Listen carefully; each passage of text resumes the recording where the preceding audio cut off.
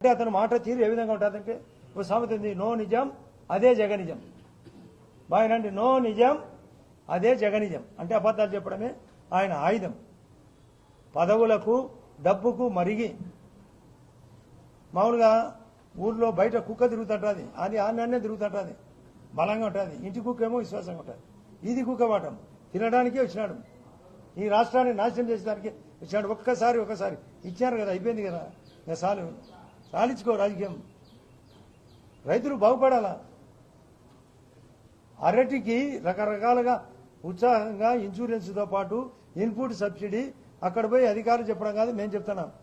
Central insurance policy ఉంది, ఫసల్ బీమా యోజన ఒక స్కీమ్, ప్రధానమంత్రి ఫసల్ బీమా యోజన.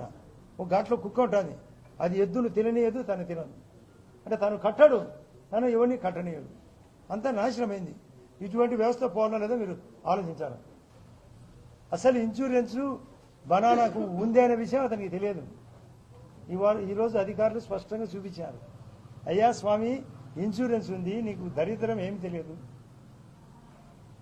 నీకు అవగాహన లోపం ఉంది, అధికారం కావాలా, బటన్ నొక్కి అని బటర్ తినేది చెప్పడు. అందరికీ బటర్ మిల్క్ పంచినాడు, అది నీళ్ల మధ్య కానీ చాలాసార్లు చెప్పిన. ఆ అవినాశుని దరిద్రుని కేసులో ముద్దాయి, అది చెప్పడు. ఆ రోజు మా మీద లేనిపోని ఆపాదం. ఇలా చుట్టం సతీష్ రెడ్డి కూడా ఆ రోజు చేసినట్టు చంద్రబాబు నాయుడు చెప్పినాడంట, నేను పులిసి చంపినాడంట మధ్యాహ్నం నుంచి. పొద్దునేమో గుండెపోటు, నోటికి వచ్చే అబద్ధాలు. అధికారం పోయింది, డబ్బు కలెక్షన్ పోయింది, అవినీతి అందరూ పారింది. అవినీతి ఏమి చేయలేక మొన్న మీరు గమనించిన జనవరి 13 నాడు వాళ్ళ ఇంట్లో ఒక డాక్టర్ చనిపోతే వచ్చినాడు, ఒక డిఎస్పీ గారిని మురళీ నాయకుని పిలిచినాడు.